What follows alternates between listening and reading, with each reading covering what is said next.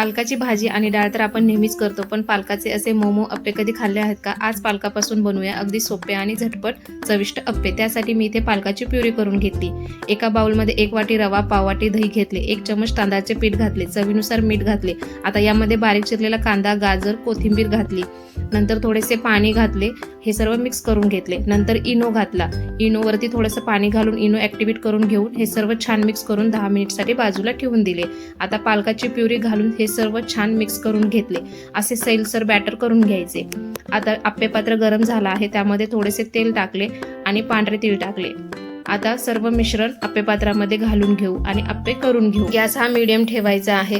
आता वरतून परत थोडेसे पांढरे तीळ घालू आणि मीडियम गॅसवरती आपल्याला एका बाजूने भाजून घ्यायचे आहेत। एक बाजू भाजल्यानंतर दुसरी बाजू आपण पलटून घेऊ। परत थोडेसे तेल लावून घेऊ म्हणजे अप्पे छान कुरकुरीत होतील।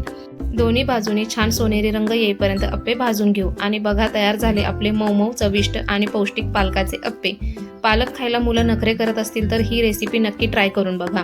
रेसिपी आवडली असेल तर व्हिडिओ सेव्ह करा आणि अशाच सोप्या रेसिपीजसाठी फॉलो करायला विसरू नका। थँक्यू।